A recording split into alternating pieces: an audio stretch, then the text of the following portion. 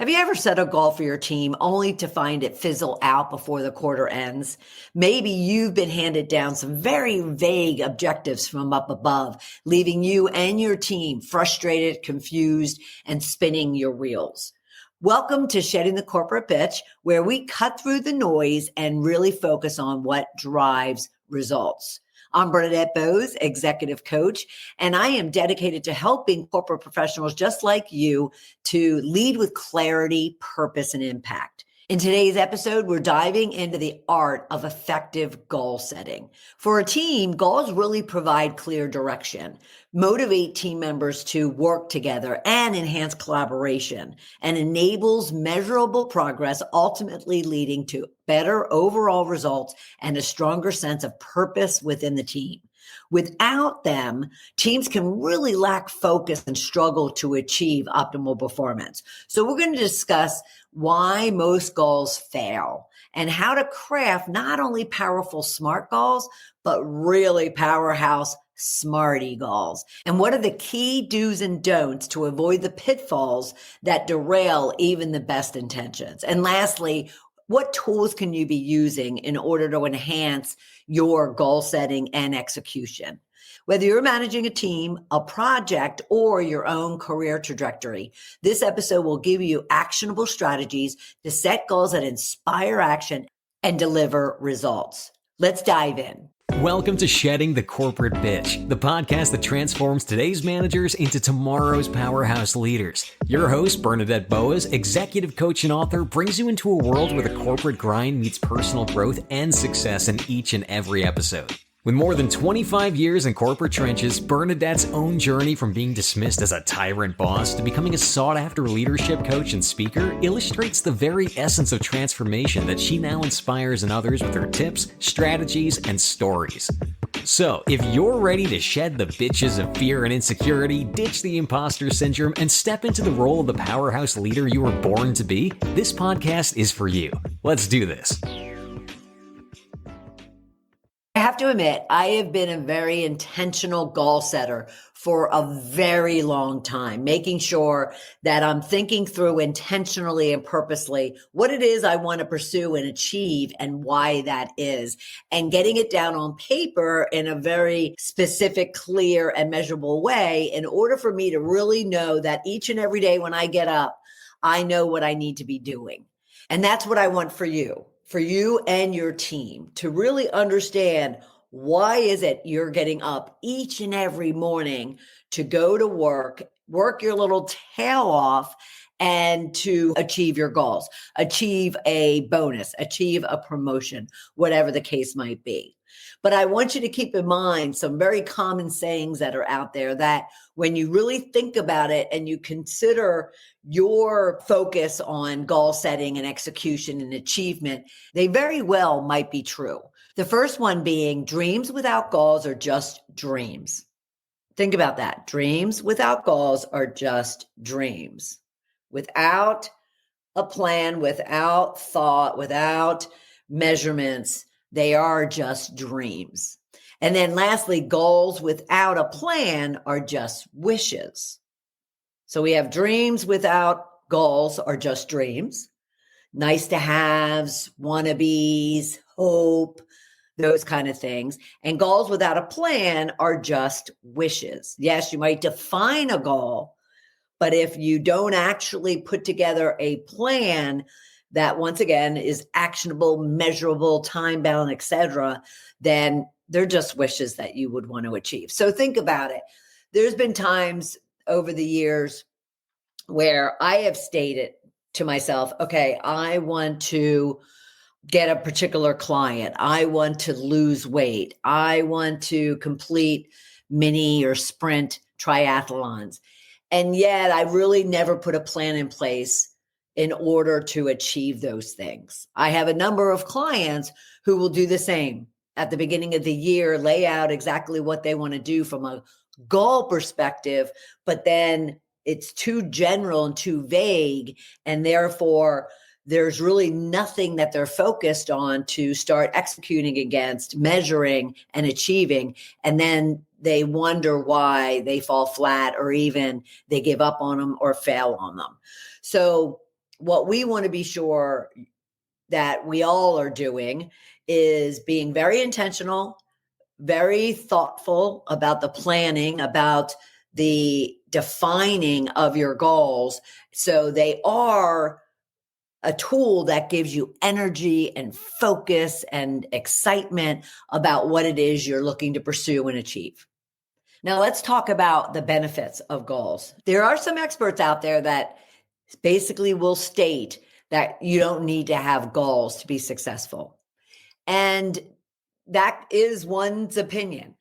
I have found over the years, not only in the work that I've done over the last 16 years with corporate professionals, but even through my own personal and professional lifetime, that when I had a well-defined goal and a plan to support it, and then I also had the accountability in place, there was nothing that was going to stop me from achieving that goal. When I lacked any of those elements and I was relying on, oh, well, I have it in my head. I don't need to put it on a piece of paper. Well, then I'm just starting to grab at things. I'm starting to throw things at the wall to see what sticks. And eventually I find myself very frustrated, very overworked, very empty around what it is that I'm trying to achieve. And eventually, and most of the time, I don't achieve it. I pretty much walk away from it and kind of give up on it. So we want to be sure that you really understand the benefits of goal setting for yourself and for your team. So then you do put into place the tools that are proven to help you be far more successful than maybe you have in the past, and or minimize the stress and minimize the risk of you not achieving what it is you want in your work and life. So some of the benefits that we can talk through are they do provide clear direction. And I know you probably have heard hundreds of times the analogy of if you were to take a road trip from Atlanta to California, and your goal is to reach California in a certain number of days, so forth and so on, would you really get in the car without a roadmap of how to get to California, without really looking at like ways to determine if there's any road closures, bridge closures, situations going on that are going to stall you or prevent you from taking that path that you've laid out? Would you really get in the car beforehand without gas? Would you get in the car without sufficient monies or credit cards or some means of being able to buy food, lodging, so forth and so on? No.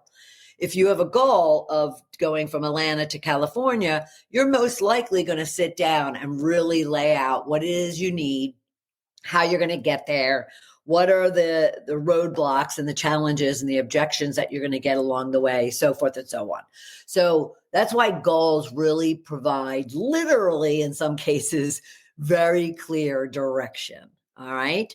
And then, of course, if you've ever spoken to your team members and asked them about what it is that would help them be more effective, more efficient, more energized and excited about the work that they do, most likely what you'll find, because I have found it over the last 16 years of talking to hundreds and hundreds of employees and their managers, they will tell you that they just need more clarity, more direction, more understanding of why they're working on something, and overall more feedback regarding the work and the goals that have been put into place and most likely passed down to them.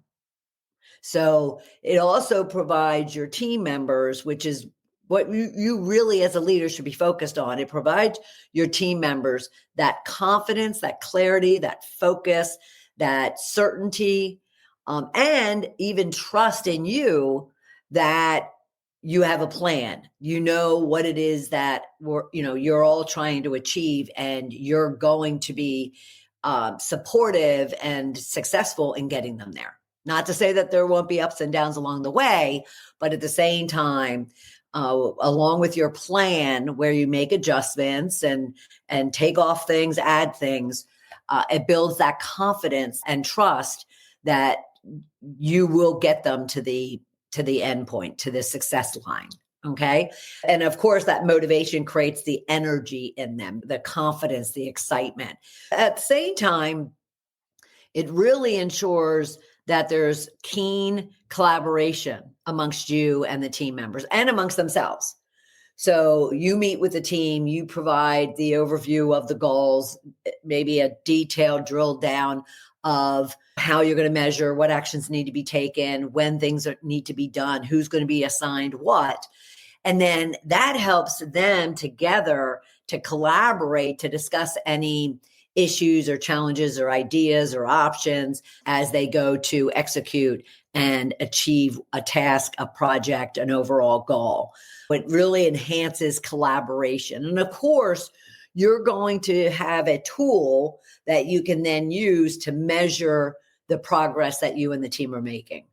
Without measurements, you're left to kind of flail as far as, am I going to meet that deadline? Am I going to get the results that we're looking for? When you have everyone lined up around goals, around a plan, around a timeline, then not only are they motivated and energized and excited, and they're collaborating better and they're performing and producing better. Well, that's ultimately going to drive to far better results, far more effective results, and a real strong sense of purpose and value and contribution by the team members and yourself. And that's all anyone would want when they get up and they go out and spend the amount of time that they spend in the workplace with each other, with you. All they want is to really know that they're driving to a success line and there's a purpose and a reason, a value to it. And even that there are consequences or accountability along the way, but that clarity and focus and confidence and energy just makes it all worth it to get up and work as hard as all of you do. So really keep these benefits in mind when either you're pushing back on having goals and really focusing and being intentional and purposeful about the goals that you set for the team, for yourself, for the business.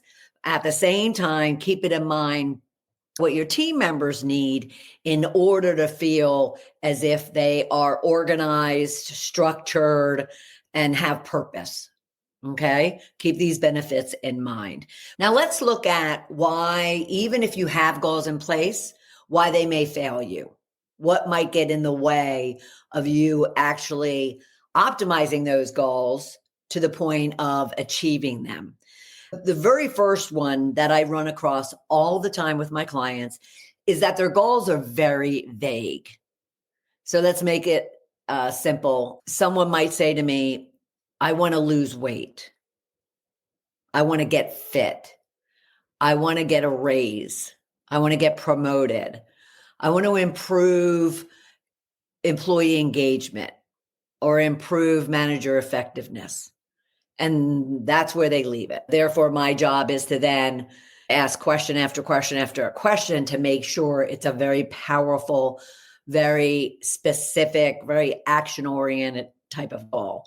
So really think about when you're setting goals for yourself or for others that you can't have them vague. Because if they're vague, then they're almost that dream without a goal is a dream, and goals without a plan are just wishes. That's what happens when you have vague goals. Now, of course, a big one that gets in the way of many people is they don't set goals because they're fearful of not achieving them. They're fearful of failing. There's even some that have a fear of succeeding. And what does that mean to me?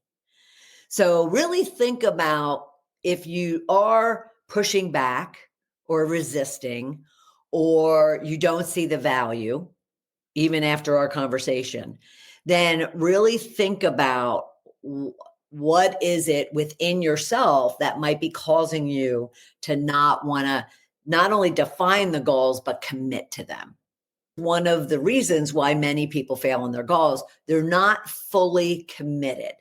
Yeah. I need to take these goals from my boss and their boss, and they're going to pass them down to me. and I'm going to look at them and I'm going to roll my eyes and I'm going to put them aside and I'm not really going to commit to them, personally or professional goals. Yeah. You need not only that detail and those specifics and that plan, but you also then need to be committed to that.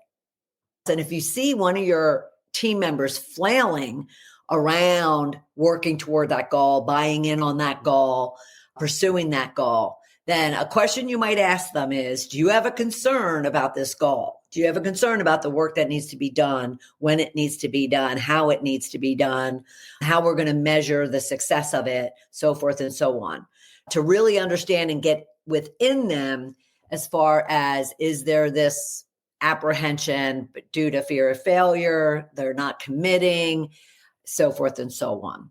All right. Now, I have very ambitious clients, which I love, and they have, big and many aspirations. And oftentimes I have to tame them down. One of those things is centered around the fact that they define too many goals. And that's another reason why they fail at those goals in achieving them or even pursuing them, because they set so many that they just don't have the bandwidth, the time, the resources, and it's just plain exhausting. I believe in 1 to 3, 3 the max of your goals, personal and professional. Sure, you can have 5 or 6, but I can guarantee you that there's going to be 1 to 3 that really stand out for you, that really create a lot of energy for you, that is really critical or high priority for you. And so instead of stressing that you have so many goals that you need to achieve, identify those 1 to 3, prioritize them into the most important, and then you can have the 4, 5, and 6 at the same time. Be realistic about whether or not those goals are going to be achieved or not. And this is very relevant when it comes to what your boss has passed down to you. They may pass down to you a laundry list of goals. And the conversation you need to have with them is the reality of being able to achieve all of them, and not only achieve, because at least with my clients, I don't look for them to achieve. I look for them to exceed. And so they first need to evaluate and look at the goals that they have in front of them. And then they need to do their own priorities. They need to get that confirmed with their boss as far as what are the most critical ones? What are the must-haves? What are the ones that, Miss Boss, I'm going to exceed on these because those will be my number one focus. I'll accomplish the others if I absolutely have to. At the same time, they're at risk of just succeeding, not exceeding. Now, I am huge on accountability. And when it comes to any performance or productivity or activity from a team member or a client or whomever, is you always need a vehicle for accountability. When you set out to start pursuing your goals, you need to seek out those individuals that are going to hold you accountable to them. Now, of course, in a formal business structure, pursuing those business goals, you're going to, it's going to be your direct manager and within your organization structure. However, there's some goals that you want to seek accountability from other people, maybe some mentors, some coaches, some friends, some colleagues, whatever the case might be. But if you really want to be successful in achieving your goals, you want to have someone putting your feet to the fire and making sure that what you've laid out in your plan for your goal is executed on. And if it's not, challenge you as to why. Try to get under your heart, so to speak, to really understand, is there something holding you back in pursuing and or achieving that goal? Just like what we talked about in regards to fear of failure. You want an accountability partner that will keep you honest. I mentioned the lack of commitment, which touches on also the lack of focus. I have witnessed when someone has a very well-defined goal and action plan, and they're excited about it and energized about it, and they're very optimistic about it. Well, there's no There's no need to really provide a lot of oversight when it comes to their focus on that goal. It's when things become vague or things become confusing or things become fearful and things start slipping through the cracks when all of a sudden the focus goes away. So what I'll often suggest you or anyone to do is goals change, priorities change. Even your business goals priority will change over time within a year. And therefore, what you should be looking at least regularly, once a month, once a quarter, is all right, these are the goals I laid out for myself. Are they still relevant, realistic? Are they still priority? And if not, then where do they stand in regards to you actually spending one moment of time focused on them? And it's a conversation you could have with yourself and then a conversation you can have with your boss or your team members, whatever the case might be. But if you or your team members are losing focus, losing energy, feeling unmotivated towards something they're supposed to be pursuing, then you might want to start asking questions about whether or not the priority for them has changed. It may not have changed for you, but the priority for them has changed. And a situation that this will happen is if all of a sudden something else comes into their world, into their universe, personally or professionally, and they get distracted, they get reassigned, they get redelegated, and other things prioritized over and above. And they get overwhelmed and they start losing that focus and that attention and that energy around a particular goal. So you want to really have some foresight into paying attention to your team members as they're working toward achieving your goals and making sure that you're touching base with them in regards to the priorities, because they may change for them. Now, of course, when it comes to the discussion that we had already around fear of failure, fear of success, there's a lot of mental roadblocks that will come up. There's a lot of times where all of a sudden someone starts doubting themselves, they start questioning themselves, they start dealing with imposter syndrome, they start feeling insecure about something. The mental roadblocks will also come up. Maybe initially excitement, energy, motivation, priority, everything is there. And then things to wane. And then things seem to wane. So again, you have to pay attention as the manager, as the leader, you have to pay attention to, kind of be observant of that type of behavior or shift in attitude or shift in productivity and get it addressed. And then what many people will do, more so personally than professionally, but I definitely have seen it professionally, is if they've set a goal and they're not making the progress that they want, they start giving up on it. Now, that is so typical of New Year's resolutions. Diet is probably the easiest example.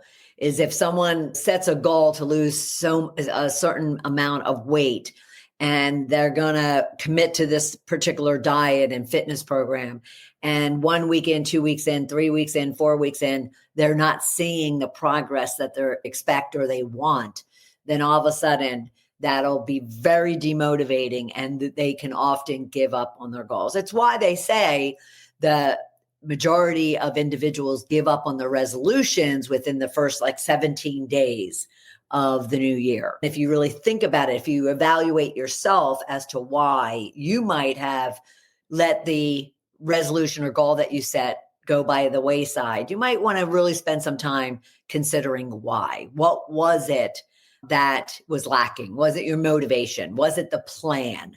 Was it the accountability and the support that you wanted? But why? Okay.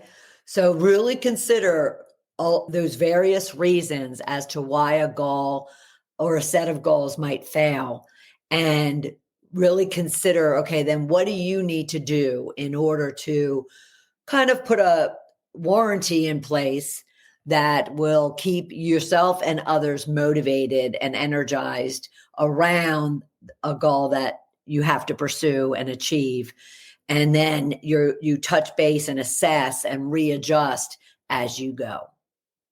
I already mentioned a example of what I would call a bad goal or a very vague goal, but let's drill into it just a little bit more. Again, you might create goals that say, I want to improve customer service. I want to increase retention. I want to improve employee engagement. I want to do better on sales. All of those examples are extremely vague. There's no meat underneath them. So if I were to ask you, okay, so what are you going to do to get better sales? And if you all of a sudden are like, well, I haven't really thought about it, I just need better sales. Well, do you really think you're going to be organized and structured and focused in a way that you're going to go and get those better sales? Let's talk through the most popular methodology for setting goals. And then I have my own take on them. And so we'll add that little spice to the conversation as well.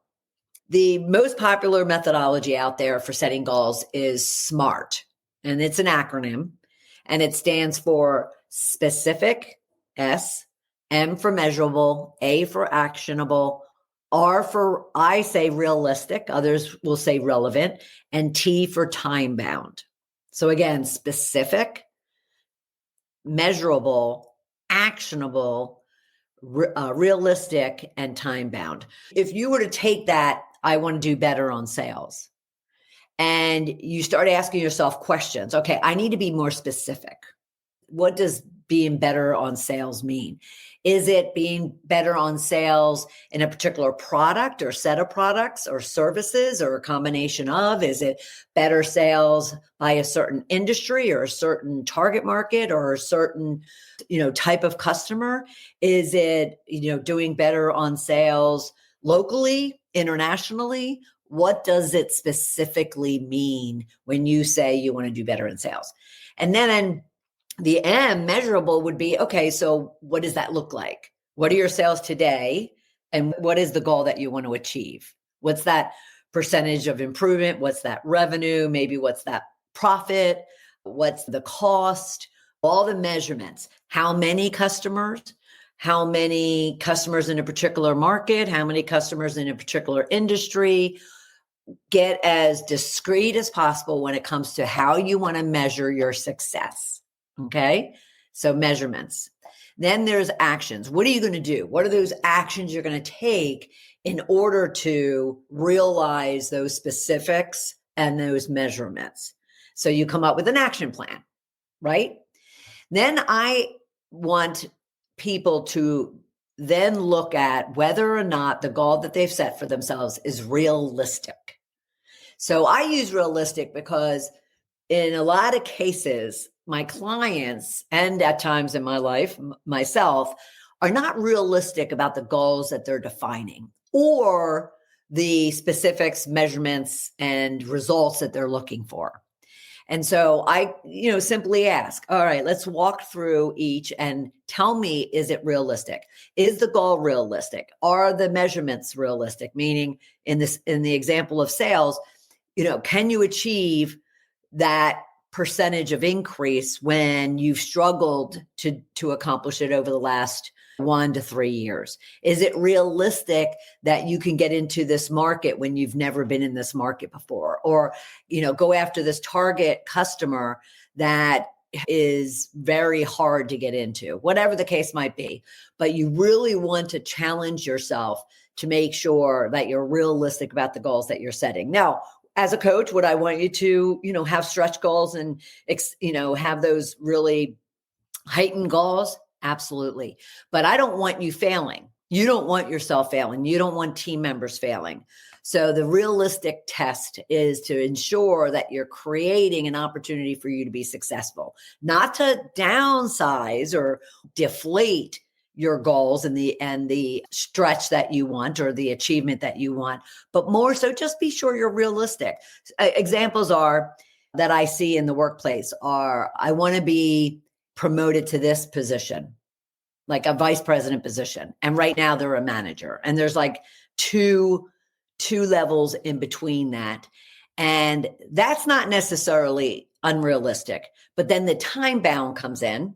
the T comes in, and all of a sudden they want to do that in 12, 18 months. And their business or their company, that's not the pattern. That's not the reality. And therefore, I have to work with them to adjust that 18 months. Okay. So you want to be sure you're realistic. And then, of course, every one of these goals, to make them truly a goal, has to have a time bound, has to have an end date, has to have an achievement date.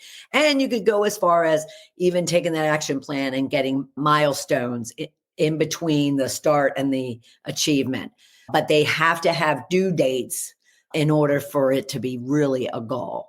And it's those due dates, too, that really motivate people and really get them kind of off their duff and start acting on them. Okay. Now, I had mentioned that SMART methodology of goal setting is the most popular out there. However, I really found over the years one huge element missing. And we talked about it in what the benefits, what it takes to achieve a goal, and what can cause you to fail on your goal. And I said to myself, we really need to consider why. And that's how it makes SMARTY goals. Is the why is actually WHY in the meaning of it, but SMARTY is with just the letter Y. And that is for you to really think about, why do I want to pursue and achieve this goal? Why is it important to me? Why is it going to add value to my life? Why is it going to create confidence and energy and motivation and value and self-worth? But why? Why do I want to achieve this? And so add that element to your evaluation and your development of your goal. And that in itself, too, will give you that confidence and that energy and that focus and that clarity and that real drive to not only pursue it, but to achieve it. So the SMART goal methodology spiced up with a why makes them SMARTY goals. And you can take a look in the show notes or in any of the captions that go with this episode and or on our website, balloffirecoaching.com/podcast for this particular episode.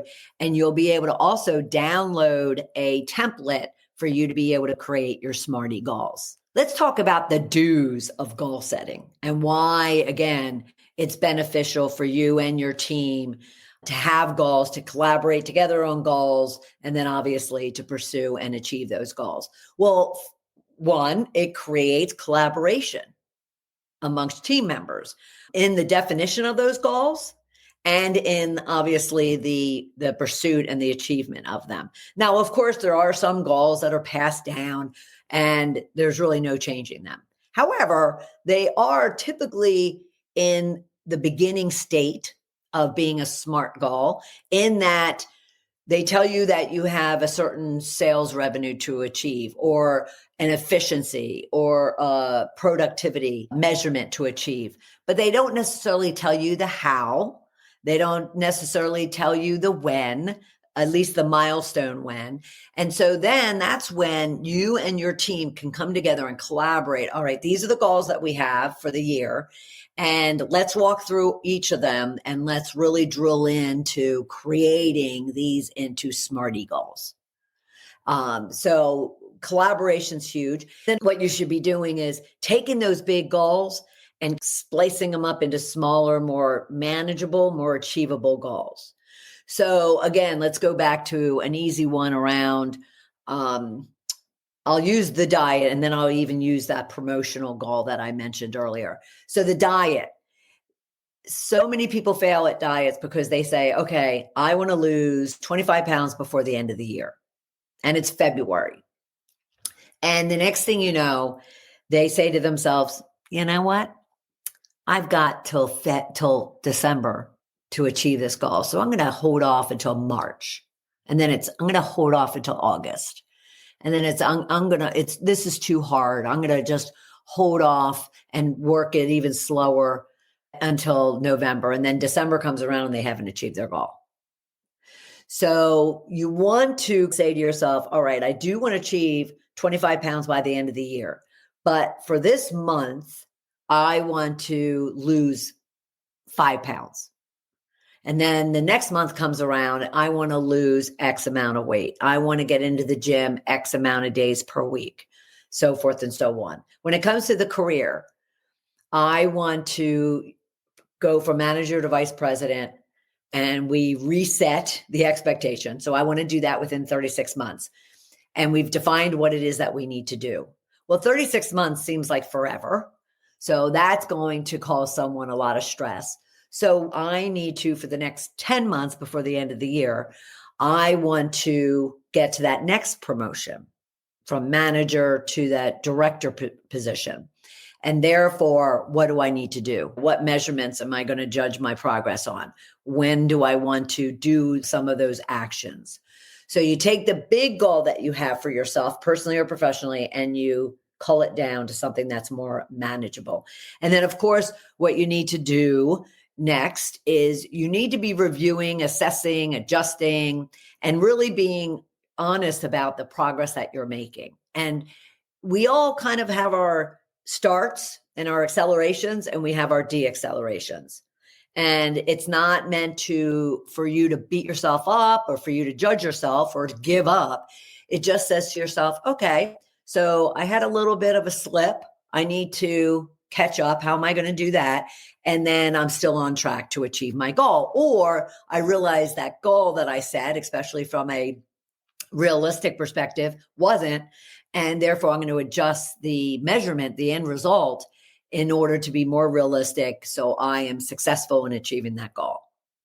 Okay, so you really want to review, assess, adjust your goals as you go. You don't wait. You don't define them now and then you assess them at the point of when they're due, the final deliverable. You do it along the way. So you make those adjustments and you reprioritize, you add things, you remove things, so forth and so on. Okay. And then you need to be celebrating your wins all throughout, big or small, even the little missteps that you might take, celebrate them. You're pursuing something. You're staying focused.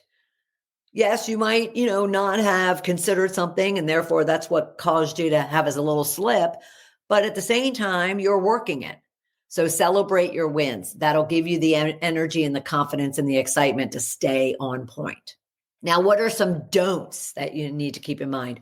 Again, don't set unrealistic expectations or set unrealistic goals. You're setting yourself up for failure before you even get started. Once you've set your goals, especially for your team members, avoid standing over them. Avoid micromanaging. Make sure that those goals and the action plan has assignments and projects and tasks that you are then delegating out to your team that will empower them and make them feel valued on the team in pursuit of that goal. You might ultimately be responsible for all the goals, but your job as a leader is to delegate and trust that your people can do it and that they're going to come to you. If they can't or they're having challenges, you might check in with them, but you're not standing over them. You're not taking the tasks from them because you could do it better. You're empowering them. Next would be ensure that your goals are aligned to the bigger goals. Don't have something that goes off in left field as far as what it is you or your team are going to be pursuing. Everything should be aligned to the overall. Maybe it's a business function. Maybe it's the company as a whole. Maybe it's the vision of the organization, whatever the case might be. The goals that you have that were passed down to you and you've defined for yourself and your team should all align, driving toward the overall goals being achieved. And then avoid setting too many of them, even for your team. Make sure that the individual might be defining their own goals. They're going to add the goals that you have for them. They're going to add the goals the company has for you, for them, and make sure that you and they are not biting off more than you can chew, because that'll just create more frustration and more discouragement for both your team members and yourself. Try to avoid the pitfalls that can happen along the way. For instance, I'm often told or given feedback from employees about their managers that they really weren't clear in regards to what the goals are or the expectations are, or they weren't told, why am I working on this? Why is this important? Why or how is this going to add value to the team, to the organization? So you as a leader need to ensure that you're communicating with them very specifically, very clearly, and very consistently. So don't fall into the pitfall of your team walking around confused and frustrated and discouraged because you're not really providing them what it is that they need in order to be successful, or even to stay focused and to feel energized to move forward. Now, I mentioned that you can go to balloffirecoaching.com/podcast, find this episode, and in the show notes will be a free download of a template you can use to create your Smarty goals for yourself and even for your team members. So you can make a bunch of copies, give them to your team members, and allow them to start crafting their Smarty goals. There's also other tools, apps, and technology that can be used in order to not only set your goals, but also then to track them along the way. Things like Asana, Trello, OKR, so forth and so on. I'll leave that up to you to go and research those. But there are definitely apps and other technologies and even websites that you can use in order to more automate not only the goal setting, but the tracking and the updating. And then I even suggest to clients to put a reflection practice in place. It's very similar to the assessing of the goals, the progress, the results, but the reflection is inward and outward. It's not just black and white as far as, all right, so here are the measurements we had for this goal, and here we are in regards to progress and or achievement, but more so your internal take on how you've contributed to it. What challenges have come up? What mental roadblocks did you experience? So a reflection practice can be very, very valuable to your goal pursuit and achievement. So consider putting a reflection practice in place along with using tools and templates and other things that will really help your goal setting, but more so your pursuit and achievement to be that much more productive, valuable, and results oriented. Now, as we wrap up, just keep in mind, setting goals is not about checking a box. It's about creating a roadmap for you and your people that inspires action, builds momentum, and really drives measurable results. Remember, goals without a very clear why are just wishes. And as a leader, your job is to inspire your team with purpose so they rally around it and really drive toward achieving it. Some key takeaways I want you to think about is make your goals smart. Add that why so you have smarty goals and avoid the common pitfalls of vague objectives, unrealistic timelines, or setting too many priorities at once. A next step I would want for you is to take one of the goals that you have for yourself beyond your business goals, the ones that are passed down to you, but maybe your leadership development goals, maybe a personal goal, and really work it into the SMART methodology and add that why to make them smarty. And then share this episode with your team members so they can also get their head around what it takes to really have a sticky, action-oriented, results-driven set of goals for themselves. So again, go to balloffirecoaching.com/podcast to find this episode and find the link to your free Smarty Goal template right there in the notes. And also be sure to follow and subscribe to our show on YouTube, Apple, Spotify, and on balloffirecoaching.com/podcast. Let's keep the momentum going, and I'll see you next time for another episode of Shedding the Corporate Bitch. Bye. Thank you for tuning in to today's episode of Shedding the Corporate Bitch. Every journey taken together is another step towards unleashing the powerhouse leader within you. Don't miss any of our weekly episodes. Subscribe to our podcast on Apple Podcasts, Spotify, or wherever you love to listen. And for those who thrive on visual content, catch us on our Shedding the Bitch YouTube channel. Want to dive deeper with Bernadette on becoming a powerhouse leader? Visit balloffirecoaching.com to learn more about how she helps professionals, HR executives, and team leaders elevate overall team performance. You've been listening to Shedding the Corporate Bitch with Bernadette Boas. Until next time, keep shedding, keep growing, and keep leading.